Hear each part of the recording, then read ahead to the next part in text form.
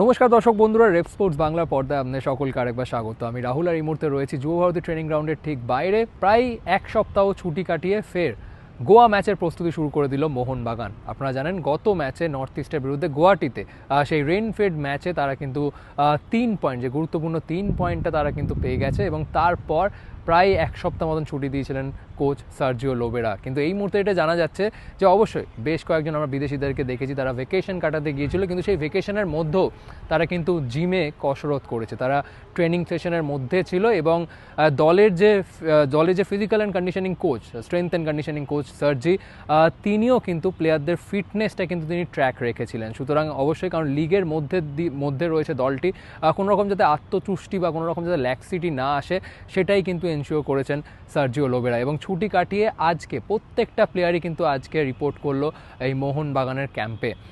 এরপর অবশ্যই নেক্সট লক্ষ্য হচ্ছে অবশ্যই এফসি গোয়া ম্যাচ, এবং এটা একটা গুরুত্বপূর্ণ ম্যাচ, কারণ মোহনবাগানের আপনি যদি শেষ 4টে ম্যাচ দেখেন, এফসি গোয়া, তারপর হচ্ছে ইন্টারকাশি, তারপর কলকাতা ডার্বি এবং তারপর স্পোর্টিং ক্লাব দিল্লি। এক কথায় বলতে গেলে এই 4টে ম্যাচের মধ্যে এই দুটো গুরুত্বপূর্ণ ম্যাচ মোহনবাগানের এবং বড় কাটা হতে পারে।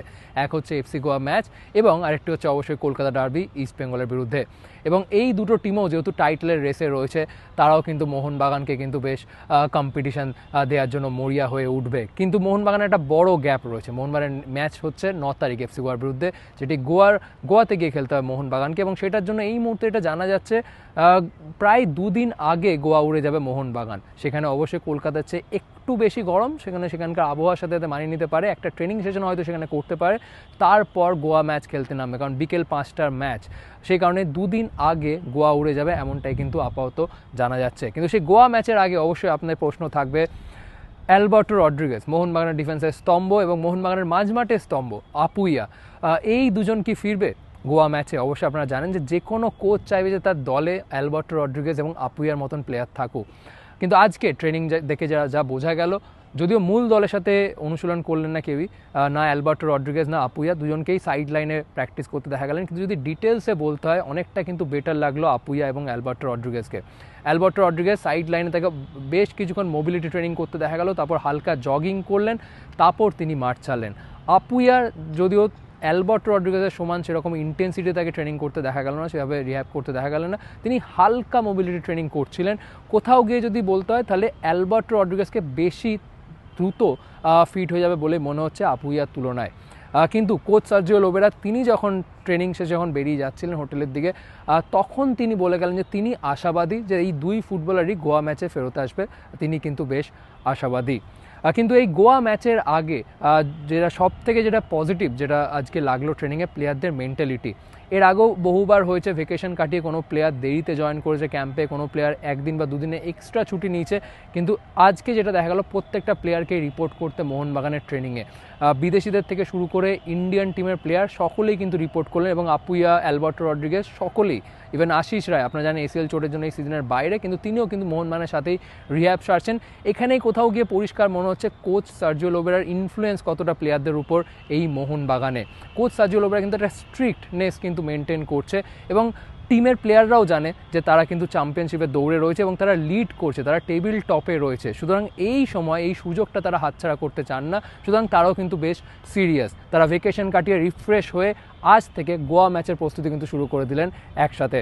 এই গোয়া ম্যাচের আগে যদি দেখেন টেবিলের পরিসংখ্যানটা কিন্তু অনেকটাই পাল্টাতে পারে। অবশ্যই মোহনবাগান এই মুহূর্তে টপে, কিন্তু তার আগে যদি দেখেন গোয়ার কিন্তু একটা ম্যাচ রয়েছে 1 তারিখ, মে মাসের 1 তারিখে কিন্তু গোয়ার ম্যাচ রয়েছে জামশেদপুরের বিরুদ্ধে। এটাও কিন্তু এই দুটো দলই কিন্তু যেহেতু লিগ টাইটেলের রেসে এখনও রয়েছে। গোয়া আপনারা জানেন একটা সময় মনে হচ্ছিল তারা হয়তো এবারে আইএসএলে সেভাবে ফাইট দিতে পারবে না, কিন্তু তারাও সকলকে অবাক করে দিয়ে তারাও কিন্তু এখন চ্যাম্পিয়নশিপের রেসে রয়েছে। সুতরাং মোহনবাগানের জন্য ম্যাচটা একেবারেই সহজ হবে না, গোয়া একেবারেই সহজে কিন্তু হাল ছাড়বে না। কিন্তু তার আগে গোয়ার জন্য কঠিন ম্যাচ, জামশেদপুরের ঘরের মাঠে গিয়ে কিন্তু গোয়াকে খেলতে হবে, এবং আমরা জানি জামশেদপুর কতটা ফিজিক্যাল এবং টাফ ফুটবল খেলে। সুতরাং সেই ম্যাচটাও কিন্তু একটা ডিফাইনিং হবে, এবং আরও একটা ম্যাচের উপর নজর থাকবে এই গোয়া মোহনবাগান ম্যাচের আগে, যেই কারণে টেবিলের এই প্রথম 4টে দলের পজিশন কিন্তু অনেকটাই চেঞ্জ হতে পারে, এদিক ওদিক হতে পারে। সেটা হচ্ছে east Bengal versus Mumbai city FC, ভুল বললাম, মুম্বাই বনাম ইস্ট বেঙ্গল, যেটা মুম্বাই গিয়ে ইস্ট বেঙ্গলে খেলতে হবে। সুতরাং এই দুটো ম্যাচে অবশ্যই নজর থাকবে, সেটাতে অনেকটাই কিন্তু টেবিলের পরিসংখ্যানটা পাল্টে যেতে পারে। বাট অবশ্যই আমার মনে হয় সার্জিও লোবেরা এই সমস্ত নিয়ে বেশি কিছু ভাবতে চাইবেন। তিনি যেটা ভাববেন সেটা হচ্ছে এই যে 9টা ম্যাচ মোহনবাগান আপাতত খেলে নিয়েছে। এই 9টা ম্যাচে এবং শেষ কয়েকটা ম্যাচে মোহনবাগান কোথায় ভুল করছে, কারণ আবার কোথাও গিয়ে একটা কথা বলতে হচ্ছে যে মোহনবাগান এবং এই সার্জিও লোবেরার আন্ডারে যে মোহনবাগান থেকে আমরা যেই দাপটটা এক্সপেক্ট করেছিলাম সেটা কোথাও গিয়ে কিন্তু এখনও নজরে পড়েনি। শেষ 2টো ম্যাচে 6 পয়েন্ট এসছে ঠিকই, কিন্তু 6 পয়েন্টের মতন কি ফুটবল খেলেছে দল?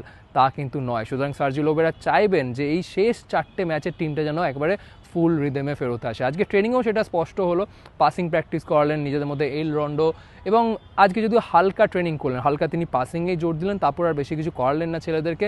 মাত্র 40 থেকে 45 মিনিট ট্রেনিং করেই কিন্তু আজকে ট্রেনিং সেশনটা শেষ করে দিলেন। আসলে প্রথম দিন ভেকেশন কাটিয়েছে, হালকা রাখলেন, এরপর হয়তো তিনি আস্তে আস্তে ইন্টেন্সিটিটা বাড়াবেন এবং তার হাতে অনেকটা সময় আছে। যেটা বললাম, খুব সম্ভবত 6 তারিখ বা 7 তারিখ গোয়া উড়ে যাবে মোহনবাগান এবং তারপর গোয়াতে গিয়ে কিন্তু সেই ম্যাচ খেলবে। সুতরাং এই মুহূর্তে মোহনবাগানের পাখির চোখ এফসি গোয়া ম্যাচ, বাট অনেকটা সময় রয়েছে। সুতরাং কোচ সার্জিও লোবেরা চাইছেন কোনোরকমভাবে প্লেয়াররা যাতে আত্মতুষ্টিতে না ভোগে। এবং যেটা বললাম, অবশ্যই অ্যালবার্টো রড্রিগেজ এবং আপুইয়া আজকে দলের সাথে তারা ট্রেনিং করেন ঠিকই, কিন্তু অ্যালবার্টো রড্রিগেজকে অনেকটা কিন্তু ফিট লাগছে। আপুইয়াও তিনি ফিট হচ্ছেন, দ্রুত সুস্থ হওয়ার পথে তিনি রয়েছেন। কোচ সার্জিও লোবেরা তিনি আশাবাদী যে এই দুজন প্লেয়ারকে তিনি এফসি গোয়ার বিরুদ্ধে পাবে। এবার সময়ই বলবে এটা সত্যি কি নয়।